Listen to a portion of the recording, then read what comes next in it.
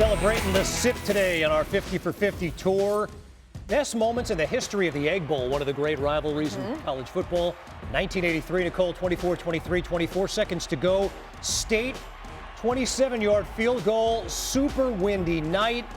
Ball goes up, never reaches the goalpost. They call this the immaculate deflection.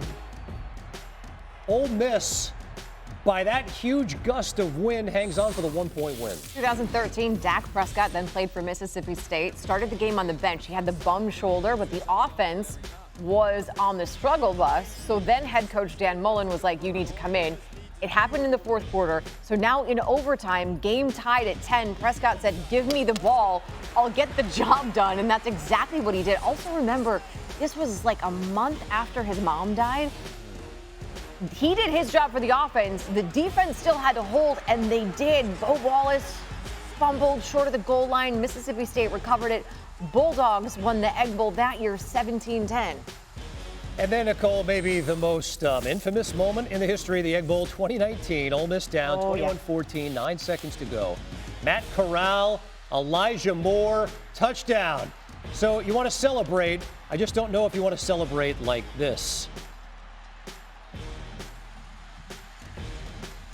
He was given an unsportsmanlike conduct penalty for urinating like a dog. I mean, yeah. Not necessarily the way the rule was intended. Maybe not the classiest one. Yeah. So Luke Logan's got to try to tie the game with a PAT, 35 yards out, wide right. And because of that, Mississippi State holds on for the 1-point win. Since Lane Kiffin took over at Ole Miss in 2020, the Rebs have cleaned up in the Egg Bowl. Outside of a narrow loss in 2022, Kiffin has owned this Mississippi rivalry, including a couple of wins with now New York Giant Jackson Dart. Speaking of Coach Kiffin, the ball coach of the Rebels joins us now on SportsCenter. Coach, you've been around your share of rivalries. What makes the Egg Bowl unique? I think the passion. You know, our fan bases are extremely passionate about this matchup, you know, all year long about it. And it goes back a long ways. And kind of was a really hated matchup. I feel there's still some of that, but myself and Coach Leach, we kind of try to take a different approach and have a little healthier matchup, but I think there's still a lot of hate in there. A bigger rival for you, Mississippi State or Paul Finebaum? Depends on the time of year. Paul Finebaum's more of an off-season rivalry. I gotcha. All right, good answer there. Coach, if I'm a top prospect on your radar and I'm deciding between Ole Miss and Alabama and Georgia and LSU, and I say, Coach Kiffin, why is the SIP the right choice for me? What are you saying back?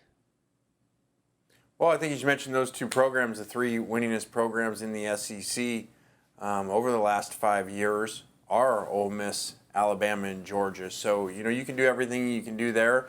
You can achieve it here, and you can come play here in a really exciting system on offense and defense, and an electric place to play. We've played extremely well at home, and our players have a lot of fun playing here, and you coach really well and then get prepared for the NFL, as you saw in last year's draft. Right. And one of those guys was Jackson Dart, who was drafted, made the decision to play at Ole Miss, and he's flourished in your system when we're seeing snippets of him in camp right now. Coach, what are the Giants getting in Jackson Dart?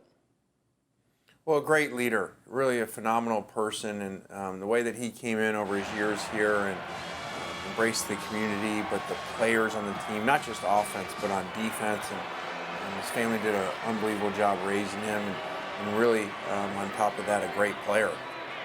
If Jackson moving on means a new quarterback at Oxford, and that'll be Austin Simmons, 19 years old, already a college grad. He's a special young man. What can college football fans expect to see out of Austin? Well, I think if you watched the Georgia game last year, he came in on a big stage, played extremely well. He's done the same thing in baseball here, pitching in the SEC also as a freshman. So we're excited about him, and a lot of tools around him, and so he doesn't have to do everything by himself. But it's going to be an exciting year.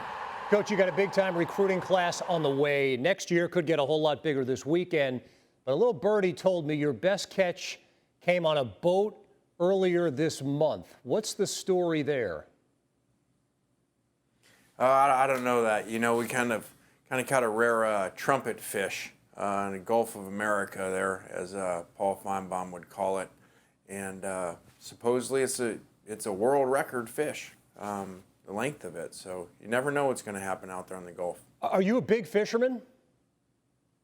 I am. I do like saltwater fishing, especially. I like to get out, get away, and it's pretty relaxing. Pretty awesome. You ran in a big trumpet fish that day, and I know your focus is on to the Georgia State Panthers in the Week 1 opener. Coach Lane Kiffin, thanks so much for the time, and good luck, good health this season. All right, guys. Have a great week. Thank you.